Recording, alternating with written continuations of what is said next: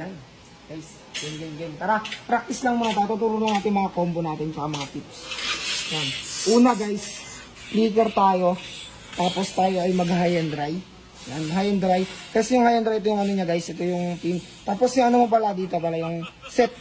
Physical penetration, 3 plus, tapos movement speed, yung dadagdagan nyo. Tapos kasi, alam nyo ba't high and dry? Kasi pagka solo yung kalaban guys, mas malakas yung damage nyo sa kanya. Kaya niya maka one hit ni Chu. Yan. Game. Tara, turo ko sa inyo.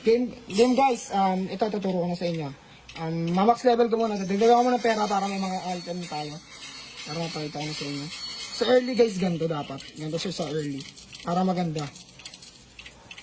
Kunyari, di ba ito? Kunyari ito na lang. Kunyari na lang ito.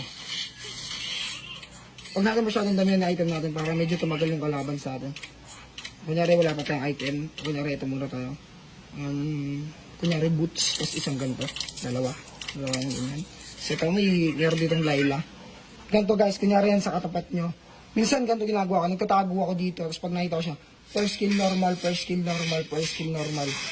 Kaya nyo siyang bawasan guys. Kasi pag nag-ready nyo siya sa early, guys, pag nag-ready nyo siya sa early, makakalamang kayo at mabilis kayo mapuporsaan at kaya nyo siyang ano yun mabuli ba? Yung ganun. Kasi about naman sa combo guys, ganito lang combo. First skill, second, first first.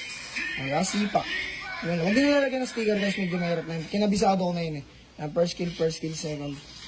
Sipa. Yan lang guys. Kasi ito naman, pag may kasama namang flicker, plus flicker naman Narito naman. Normal bot. First skill, flicker. Flicker tayo ang first skill. Yan guys, ganun. Ganyan mga combo Chu.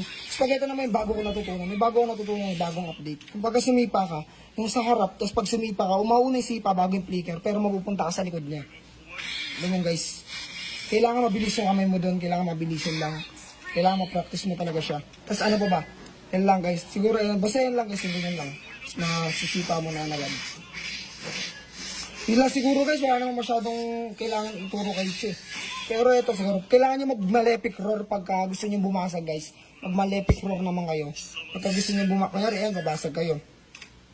Ay, mabasag kayo ng tore. Mas maganda mag-malefic roar. Ito talaga yung ito yung item ko. Papakita ko sa inyo item ko. Pagka, kunyari 5 man. Ito ang item ko.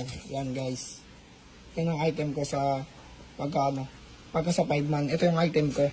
First item ko, BOD. Second item, itong Endless Battle. Third item, Windtalker. Tapos, Wings of the Apocalypse. Ay, Queen's Wings na pala to. Tapos, Malefic Roar. Tapos, Warrior Boots. Or, depende nyo sa katapat nyo kung gusto nyo top boots pagka mage katapat nyo. Ganyan. Guys, sana guys, may matutunan guys sa may video na to. Kahit simpleng tutorial yung tips